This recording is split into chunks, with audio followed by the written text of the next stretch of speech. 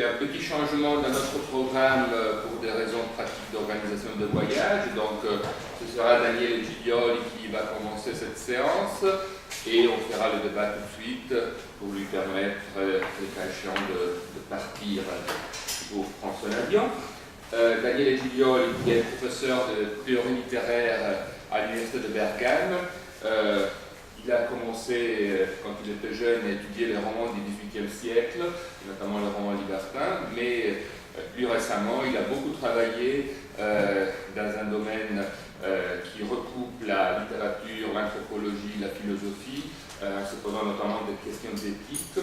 Il a publié un ouvrage sur littérature et terrorisme. Il a publié un ouvrage sur l'absence de traumatisme ou la prétendue absence de traumatisme dans la littérature contemporaine. Et il nous parle aujourd'hui des dispositifs d'impuissance. Merci. Je vais commencer par un exercice de zoographie.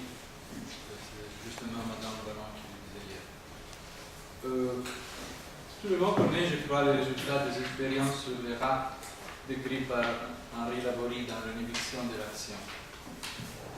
On administre à 3 de ces pauvres bêtes enfermées dans des cages et se pousse les trous. Le premier rat a la possibilité de s'enfuir. Le deuxième ne le peut pas, mais il a la possibilité de décharger l'agressivité sur un autre rat placé dans la même cage. Au troisième, chaque possibilité est interdite.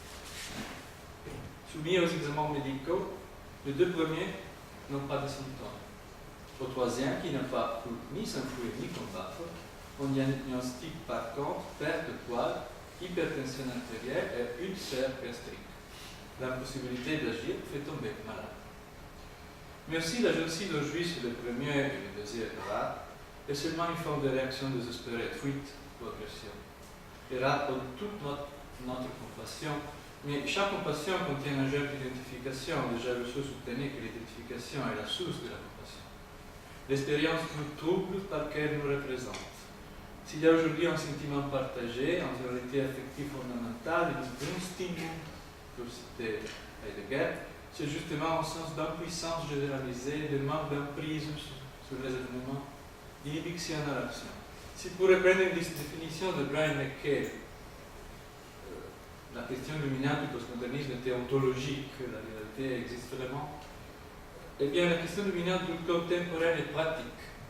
La réalité existe, j'en sais quelque chose, j'en connais et j'en sens tout le poids. Le problème est que je ne peux pas faire grand-chose d'elle, d'où le doute que... C'est là? Vous entendez? Il faut parler plus près du micro. Plus près du micro. D'où le doute que c'est plutôt moi à ne pas exister vraiment, à ne pas exister de manière significative. Le monde ancien, le monde moderne, en passant d'Aristote à Kant au XXe siècle, était convaincu de ça. Les traits distinctifs du genre humain, ce qui les caractérise, ce qui les détermine au point d'entrer dans sa définition, c'est la possibilité de se réaliser par la praxis, c'est-à-dire par l'action politique. L'humain est vraiment soi-même seulement lorsqu'il a la possibilité d'agir politiquement au milieu des autres humains. Autrement, il n'est que métabolisme, biologique, animalité, comme le disait Hannah Arendt dans Human Condition. On peut discuter si cela soit vrai. Il est certain de toute façon que l'inhibition de l'action nous rend moins humains. Il est certain de toute façon. Pas de merveille donc si le thème de la frustration politique entre la littérature contemporaine. Le titre de notre colloque est peut-être lui aussi un symptôme de cela. Je pense ici à l'attraction, même au désir évident, avec lequel beaucoup de jeunes écrivains en France, en Italie, en Espagne, en Amérique, regardent l'histoire tragique du XXe siècle, à la guerre surtout.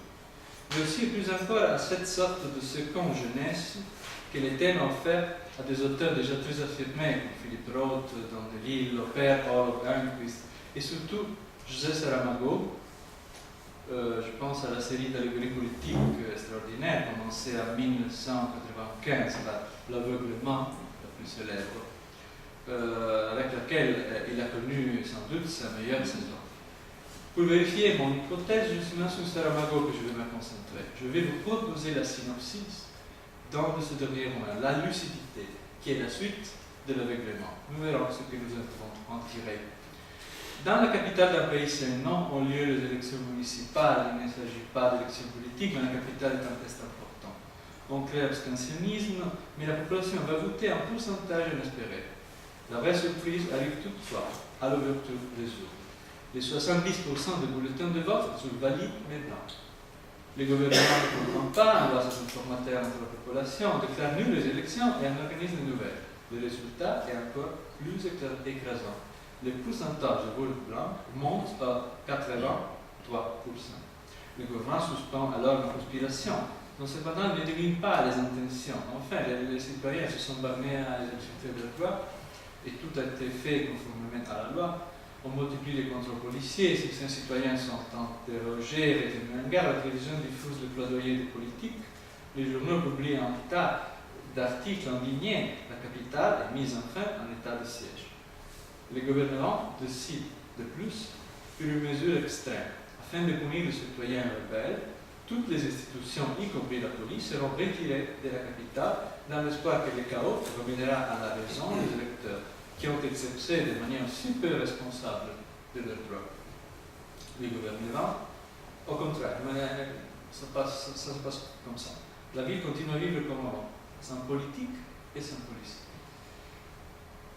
Le gouvernement, plus que jamais convaincu qu'il s'agit d'un dessein de déstabilisation, provoque lui-même le chaos en chargeant l'intelligence d'organiser un attentat terroriste dans le métro. Il a beaucoup de morts, il a des enterrements solennels, mais aucune violence de la part de la population. Alors le gouvernement s'épuise encore la cervelle sur la solution la plus folle et réalisable, faire attacher la ligne à la main, couper les fournitures alimentaires, et enfin, une lettre arrivée de la capitale lui offre une piste. L'auteur avait été le premier à devenir aveugle dans l'épidémie de l'aveuglement blanc qui avait ravagé le pays il y a 4 ans. C'était la matière de l'aveuglement blanc. Il soutient qu'une femme, la seule miraculeusement rescapée à l'épidémie, avait aidé un groupe d'aveugles, Antoine, le chef d'une gang, qui les tyrannisait. C'est cette femme peut-être le chef de la conspiration. Le gouvernement envoie les policiers pour l'interroger, mais c'est inutile. Les commissaires en chef de l'équipe se convainquent de l'innocence de la femme et la mettent en garde des mauvaises intentions du gouvernement. Mais il est trop tard. Le gouvernement n'a pas besoin de la vérité, mais d'un commissaire. Il détache un sicaire qui tuera la femme et le commissaire rebelle. Dans la dernière ligne du roman, on entend le voix de 2 aveugles qui ont entendu les coups de feu. L'aveuglement est de retour. Il n'a jamais quitté la ville. La lucidité retrouvée n'était pas qu'un rêve. Si l'aveuglement était la dystopie qui finit bien, lucidité est le récit d'un exercice de liberté qui a mal tourné. Les mal triomphent, l'héroïne est tuée. Mais qui a vraiment gagné? Ni le gouvernement ni la population. Les 2 parties restent enfermées dans leurs impuissances respectives. Impuissant est le pouvoir et impuissant aussi la ville qui lui a retiré la délégation à gouverner. Rédigeons alors une symptomatologie de cette impuissance en les décomposant dans ces éléments principaux pour en tirer un protocole de valeur plus général, une sorte de radiographie de notre présent. Ces composants, je vous propose de les envisager plutôt que comme des thèmes ou des motifs, comme des dispositifs, dans le sens que Foucault, Deleuze et Agamben donnent à ce thème. Le dispositif est quelque chose qui dispose, comme il arrive par exemple dans la partie exécutive d'un arrêt. Une machine gouvernementale, un ordre du discours qui assujettit les sujets en leur faisant une position déterminée. Le dispositif établit qui vous êtes, ce qui vous êtes. Un fou, un criminel, un malade, un mineur, un électeur. Le dispositif vous dit où vous êtes. Il vous dit ce que vous pouvez, ce que vous ne pouvez pas faire, mais plus encore ce que vous devez faire. Il suffit là de penser au dispositif électronique. Le dispositif est quelque chose qui sert plus qu'à faire, à faire. C'est pour faire quelque chose. Les 5 dispositifs que je vais vous nommer constituent, à mon avis, la grande structure inconsciente, pour cette Proust, ou l'impensé, si vous préférez tout ça, du roman de Saramago et de notre forme de vie, comme le disait Wittgenstein. Premier, alors, le dispositif terroriste. Non seulement parce que dans les romans il y a un attentat terroriste, mais parce que la situation dans laquelle les parties en conflit ont coupé tout canal possible de communication, c'est une situation terroriste par définition. Terrorisme, il y a, comme le disait Jean Paulin, quand il n'y a plus de langage commun.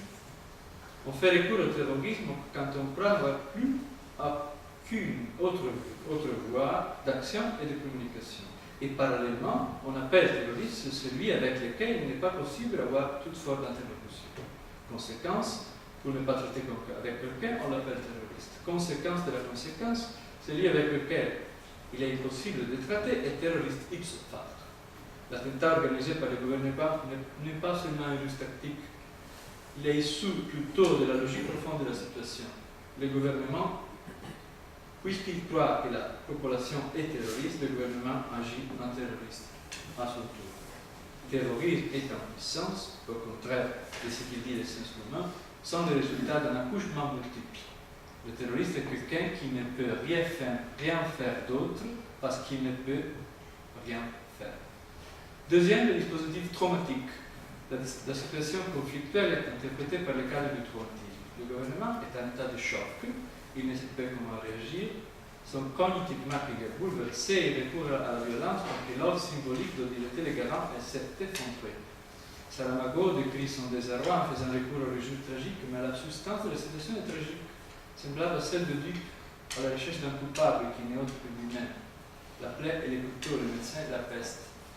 Mais les concepts du traumatisme ont besoin de quelques spécifications. Au contraire de ce qu'on croit d'habitude, en effet, ce n'est pas le traumatisme qui engendre l'impuissance, mais c'est l'impuissance qui engendre le traumatisme. Il y a du traumatisme non pas simplement quand quelque chose de négatif arrive, mais quand le sujet exposé au négatif ne se trouve pas dans les conditions d'élaborer une réponse psychique, linguistique, culturelle, politique. C'est à cause de cela que les traumatisés enfantins sont les plus incurables. L'enfant est au pied de la lettre en infance. C'est celui qui n'a pas d'accès au pouvoir du langage. Le traumatisme est enfant. Et qui est plus impuissant que l'enfant? L'expérience négative en soi n'engendre pas nécessairement le traumatisme. C'est l'impuissance à réagir et non pas la qualité négative de l'événement à le déclencher. La modernité, par exemple, depuis la Révolution française, avait réagi au négatif inhérent à son concept par l'action, par l'impératif de la praxis, de primauté de la politique. Je dis inhérent à son concept parce que, comme l'a expliqué Frédéric Janson, la modernité est un trop, un écart, une négation, un éloignement, un mouvement, une réaction, une action. La modernité, ça veut dire pas plus comme ça. À partir d'aujourd'hui, rien ne se passera plus comme ça. Il y a traumatisme où l'action n'est pas possible. Le traumatisme est en puissance, sont-ils aussi un accouchement multiple. Le traumatisme est une condition de minorité, le contraire de ce que disait Kant, sortir de la minorité. Ce n'est pas un hasard donc si le langage du traumatisme, l'imaginaire du traumatisme connaissent tellement de chances aujourd'hui. Les recours continus au cadre interprétatif du traumatisme fournit un mythe étiologique, un autre sens d'impuissance généralisée. Je n'y peux rien, je suis traumatisé. Ce qui veut dire en réalité, ce qui me traumatise, c'est justement l'effet de ni pouvoir, rien. Saramago a radicalisé cette logique et l'a fait exploser dans l'absurde. Les pouvoirs impuissants qui fait des actes criminels dont les potentiels utiles en se servant de manière criminelle, justement, de son jus neci, le droit de tuer, le monopole de la violence, la prérogative souveraine. Or, on dirait toutefois que l'impuissance est toute de côté du gouvernement, car au fond, en les mettant en fuite, la population a réalisé le rêve de tout occupy, que se vayan todos, todos le gouvernement. Pas du tout. À cela veille le troisième dispositif, le dispositif victimaire. Après avoir expulsé ses représentants, la population devient une cible, un target. Il a tout à parier que la femme et le commissaire sont seulement le premier à mourir. Aucune place n'est prévue, et ce qui encore dans les romans l'aveuglement était l'action héroïque exemplaire paradigmatique salvatrice. Ici, c'est l'héroïque se change en victime, l'activité en passivité. L'événement, d'ailleurs, n'a pas été mis en mouvement par le biais d'une action véritable. Il est vrai qu'un vote blanc n'équivaut pas à s'abstenir, on quitte la maison, on se rend aux urnes, etc. Mais ce n'est pas un vouloir, c'est un manque de vouloir qu'on va mettre en scène. Nous ne voulons plus personne. Le vouloir implique un projet tout comme l'action un sujet, mais la population de la capitale ni se pense, ni peut-être pensée comme un sujet. Et si on n'est pas un sujet, on finit au total pour être victime. Ce qui arrive était inévitable. Assiégée par le gouvernement, la capitale est à la merci d'un cours des événements qu'elle a annoncé mais qu'elle ne peut pas maîtriser. Sa maîtrise donnerait paradoxalement raison au gouvernement. Il est donc vrai qu'il y a une conspiration. Mais nous savons qu'il n'y a pas de conspiration. La seule chose qui reste à faire à la capitale, c'est d'attendre d'être frappé. Si se greffe le quatrième dispositif, en suivant Bernard Stiegler, je l'appellerai le dispositif de la misère symbolique. Elle est dénoncée par les gestes mêmes duquel tout a commencé, une avalanche de papier blanc. Le papier blanc est un signe sans symbole, une feuille où rien n'est écrit, un refus inarticulé. Saramago a confié son récit à un narrateur omniscient qui pénètre quand et quand il veut dans les pensées des hommes du gouvernement. Mais pour ce qui concerne la population, nous avons une totale restriction de champ. Vous rappelez les projets de Georges Blin. On ne sait rien des motivations qui ont conduit à ces 83% de vote blanc. Seulement le discours du pouvoir, même ridiculisé, est articulé. Mais est-ce que les citoyens les connaissent, les motivations? Et surtout, est-ce qu'ils savent ce qu'ils ont fait en commun? Pourquoi ils ont été si nombreux? Qu'est-ce qu'ils pensent les autres? Voilà la misère symbolique, parce qu'il n'y a pas de symbole qui ne soit pas ontologiquement intersubjectif, tout comme on ne peut pas concevoir un univers privé. Le vote blanc représente figurativement le degré zéro de la faculté symbolique. Et il n'est pas un hasard si dans la ville abandonnée par le gouvernement, on n'a pas de transformation sociale. Il n'y a pas eu de révolution. Les riches restent riches, les pauvres pauvres, tout se passe comme avant. Tout se passe de la même façon. Mais il ne faut pas oublier que c'est comme avant se déroule dans un état de siège. La ville est dans ses pieds, personne ne peut en sortir, ses habitants ont été privés des garanties constitutionnelles. Voilà le cinquième dispositif, l'état d'exception, qui sous-tend la règle, la norme, l'habitude, qui n'exploite pas sa faculté symbolique, qui expérimente seulement par le refus son agency, qui rejette la praxis en se bornant à la poésie, à la production et à la reproduction de l'existence matérielle, n'est plus un citoyen ni un sujet et s'inscrit par lui-même dans la catégorie de la nuda vita, de la vie nue, théorisée par Georges Agamben dans Homo Sapiens. Zoé, la vie humaine, et non pas bios, la vie de forme, de sens, de destin. La nuda vita peut être supprimée dans n'importe quel moment, comme la fin du roman nous a fait entrevoir. On peut mourir comme ça. L'existence sans praxis est le fondement de tout possible état d'exception. Les personnages sans nom de Saramago vivent en réalité dans un gigantesque camp de concentration. Ces camps de concentration que Agamben a proposé de voir comme le véritable paradigme biopolitique contemporain. Le cinquième dispositif résume tous les autres. L'habitant de la Terre, dépouillé de ses droits politiques, est destiné inévitablement au traumatisme, à la terreur, à la victimisation et à la misère symbolique. C'est pour cela que le roman finit en faisant allusion à une ville redevenue aveugle pour la deuxième fois. Le vote blanc et le faux mouvement qui prélude au retour de la Bourgogne. Pour conclure, à la lumière de ces dispositifs, l'allégorie de Saramago se révèle beaucoup moins transparente ou aussi édifiante qu'elle pouvait sembler en apparence. Les mauvais gouvernements et la bonne population. C'est plus compliqué. Les gouvernements et la capitale partagent les mêmes symptômes parce qu'ils partagent les mêmes fautes. Une faute que j'appellerais, en apportant le mot à Jacques Lacan, la forclusion de l'idée de conflit. La forclusion. C'est que les gouvernements le voient où il n'y a pas. La population ne le voit pas, même s'il a déclenché. Mais ce qui n'a pas accès, vous savez, au symbolique, revient en forme d'hallucination dans les réels. Terreur, traumatisme, victimisation, misère symbolique, état d'exception produisent dans les moments le même effet dont nous faisons expérience dans notre vie quotidienne. C'est justement pour cela qu'ils sont des dispositifs, parce qu'ils ne peuvent pas être remis en question. Les conflits est le nom de cette remise en question. Les conflits et les grands absents, ou si vous préférez, le grand deuil pas encore élaboré de notre imaginaire politique. L'éclipse du conflit et l'éclipse du sujet, parce que seulement un sujet peut être protagoniste d'un conflit, sont à la racine, comme l'explique Alain Rambert dans La fatigue d'être soi, du fait que la dépression soit devenue la pathologie psychique la plus répandue de notre époque. Alors, l'enjeu de Saramago n'était pas donc de nous expliquer qu'il y a des mauvais gouvernants, mais plutôt de rendre visible cette éclipse. rendre visible une culture. Je ne sais pas si l'auteur l'a fait intentionnellement, si nous avons par contre utilisé plutôt qu'interprété son texte. Combien de temps j'ai encore? J'ai encore 10 minutes. Ah, je peux? Ah. Mais pour ce qui me concerne, il y a beaucoup de temps que je ne me... Stop worried, like Kubrick. Je ne crois plus beaucoup à la distinction entre usage et interprétation. Chaque interprétation est toujours un usage, même si le contraire n'est pas vrai, parce que chaque usage n'est pas nécessairement une interprétation. C'est vrai par contre que pas tous les usages sont égaux. Quelqu'un soit meilleur d'autres, et il les démontre sur le terrain. Nous aurions fait un mauvais usage de ce Saramago dans le cas où nous l'avions appauvri au lieu de l'enrichir. Un texte, vous le savez, n'est pas un réservoir de signifiés qui lui présiste, mais une machine pouvant produire le plus nouveau, qui seront évalués d'après l'usage qui est possible d'en faire. La lecture est toujours une traduction dans un autre langage. Lire, comme le disait Barthes, en SZ, c'est lutter pour nommer.